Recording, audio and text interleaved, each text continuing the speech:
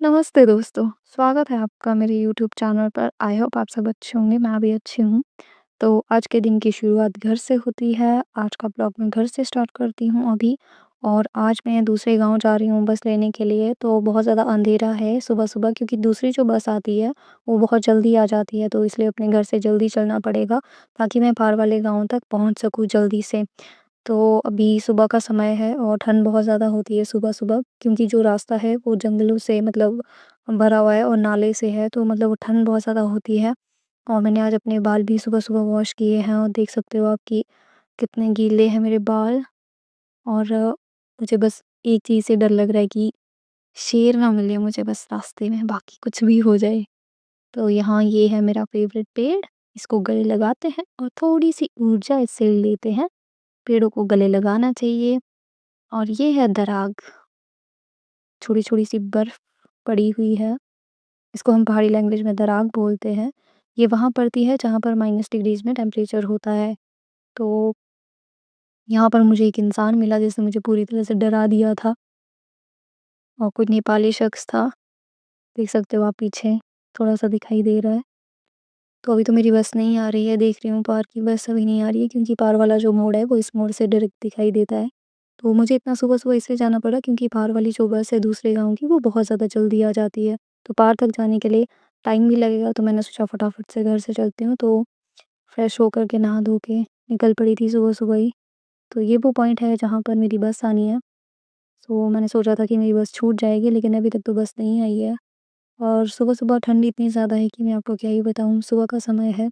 और मैं यहाँ बस का इंतज़ार कर रही थी, लेकिन बस नहीं आई। फिर फाइनली भैया भी आ गए थे। भैया ने मुझे बताया कि तू यहाँ खड़ी है कब से लेकर बस के लिए, और बेवकूफ़ जैसी तेरे को ये नहीं पता कि बस ही नहीं आ रही है आज। और मेरे को इतना बुरा लगा यार, मैं सुबह-सुबह इतनी चल कर आई हूँ और सुबह-सुबह इतना मशक्कत करके यहाँ पहुँची हूँ मैं, और फिर भी बस नहीं आई ऊपर से। और बाइक पे तो इतनी ज़्यादा ठंड लग रही थी, इतनी ज़्यादा ठंड लग रही थी ना, सीधे हवा मुँह में लग रही थी। ऐसा लग रहा था जैसे पता नहीं, मतलब बहुत अजीब-सा।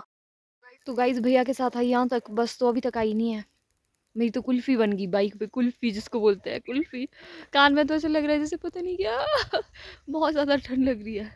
मतलब इतनी ज़्यादा उफ़! अब निकल रही है धूप देखो। अब हमारे यहाँ धूप निकली है गाइस, देख सकते हो आप। सो मुझे ऊपर से बस लेनी पड़ी, भैया ने मुझे ऊपर तक छोड़ा तो ऊपर से मैंने बस ली। ये प्राइवेट बस है, देख सकते हो आप, अभी धूप निकली है। तो बस में इतना ज़्यादा प्राइवेट बस में इतना इन्होंने धूप जला कर के रखा था, मेरी तो आँखों में ही दर्द हो गया। इतना धूप जला कर के रखा था, इसके धुएँ से मुझे बहुत एलर्जी है। सो फाइनली हम बस से उतर गई थी और यहाँ पहुँच गए हैं ढली टनल के पास।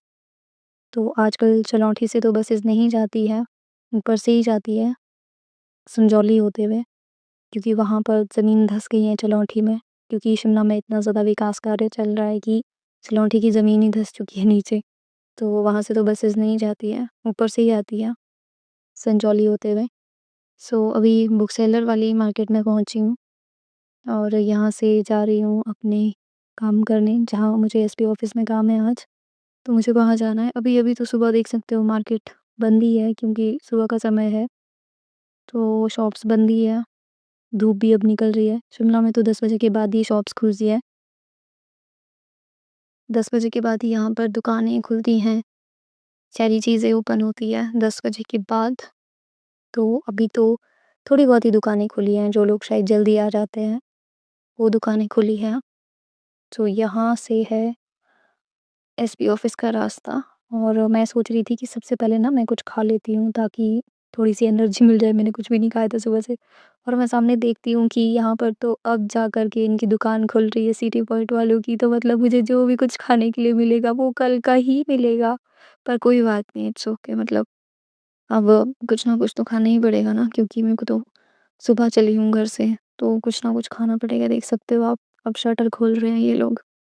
तो यहाँ पे जो भी कुछ है, कल का ही है, तो कोई बात नहीं, क्योंकि मुझे बहुत ज़्यादा भूख भी लग रही थी। और सबसे पहले तो यहाँ अपनी आँखों को हाथ लगाती हूँ, क्योंकि मेरे हाथ हमेशा ठंडे ही रहते हैं। सबसे पहले अपनी आँखों को हाथ लगाती हूँ, क्योंकि उस बस में इतना धूप जल रहा था, मेरी आँखें जल रही है अब। सो मैंने यहाँ पे बर्गर ऑर्डर किया है और इनका बर्गर इतना ज़्यादा टेस्टी होता है ना खाने के लिए मैं आपको बता नहीं सकती। अगर आप कभी शिमला से जाओ या सिटी पॉइंट के पास से जाओ तो ज़रूर वहाँ पर बर्गर ट्राई करना। इतना ज़्यादा टेस्टी होता है ना खाने में, मज़ा आ जाता है इनका बर्गर खाने में। मैं तो यहाँ स्पेशली बर्गर खाने ही जाती हूँ, चाहे कुछ भी हो जाए, 1 पेस्ट्री और 1 बर्गर तो खाना ही खाना है, चाहे कुछ भी हो जाए। बेशक बात सही मिले लेकिन वे टेस्टी बहुत ही ज़्यादा, मुझे पता नहीं क्यों यहाँ का मेरे को बहुत टेस्टी लगता है। तो बर्गर फिनिश करने के बाद मैं लेती हूँ एक क्रीम पुडिंग, ये बहुत ही टेस्टी होती है खाने में, मैंने पहले भी खाई है। तो इसको खोलती हूँ, देख सकते हो आप कितनी प्यारी लग रही है और खाने में इनकी सारी पेस्ट्रीज़ वगैरह भी अच्छी होती है। त्रिशूल बेकर से कहीं ज़्यादा मुझे अच्छी इनकी पेस्ट्री लगती है, क्योंकि वहाँ पर तो मुझे बहुत अजीब-सा लगता है पेस्ट्री में, पता नहीं क्यों सूखा-सूखा हो जाता है मेरा गला, जब मैं वहाँ पेस्ट्री खाती हूँ। लेकिन यहाँ पर बहुत क्रीमी-क्रीमी होता है तो अच्छा लगता है खाने में, मतलब मुझे मज़ा आता है। बहुत टेस्टी है इनकी पेस्ट्री और पुडिंग्स वगैरह भी। तो सब खाना-पीना ख़त्म करके मैं चलती हूँ अपने ऑफ़िस नहीं, सॉरी ये एसपी ऑफ़िस है, देख सकते हो आप सामने। तो यहाँ पर मुझे काम था तो चलते हैं सीधा एसपी ऑफ़िस की तरफ और मुझे यही उम्मीद है कि मेरा काम हो जाए आज, अब पता नहीं होगा कि नहीं होगा। देखते हैं ऑफ़िस में पहुँच के क्या होता है, क्या नहीं होता। तो ये है सामने शिमला का कुछ व्यू, यहाँ से जो नज़र आता है, आप देख सकते हो।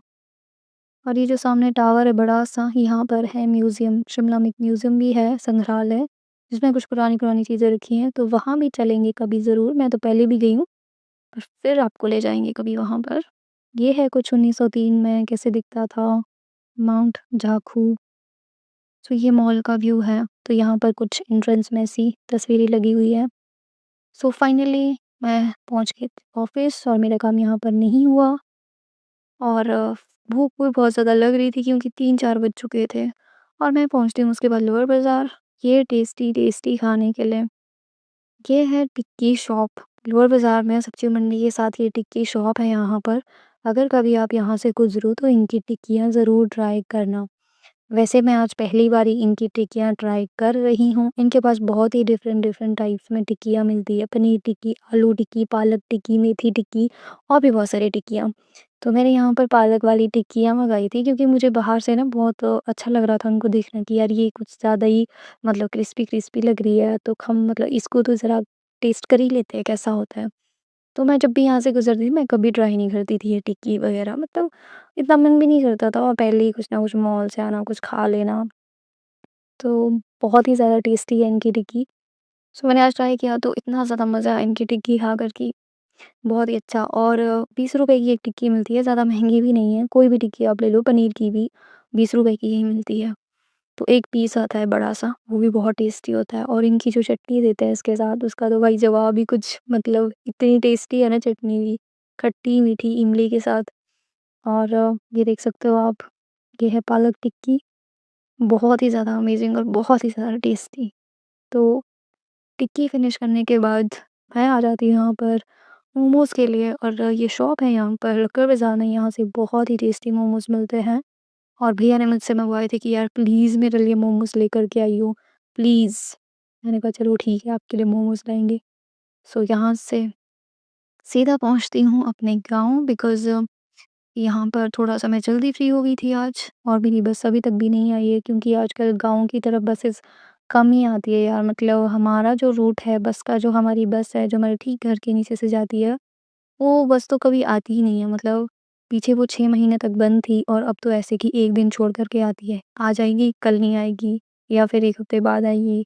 तो इस तरह से कुछ टाइमिंग्स रहती है बस की, तो मतलब कुछ प्रॉपर टाइमिंग है नहीं, तो हम लोगों को ऐसे ही स्ट्रगल कर कर के कहीं से पैदल चलो, कहीं से लिफ्ट ले लो, कहीं से कहीं, शिमला तो पहुँच ही जाते हैं। तो अभी मैं शिमला से वापस पहुँच गई थी यहाँ पर और यहाँ पर है एक बहुत ही बड़ा आइस स्केटिंग रिंग जहाँ पे मुझे जाना है। जब तक मेरी बस नहीं आ जाती, मतलब आधे तक तो मुझे बस लेनी है, वहाँ से तो मुझे पैदल ही जाना है।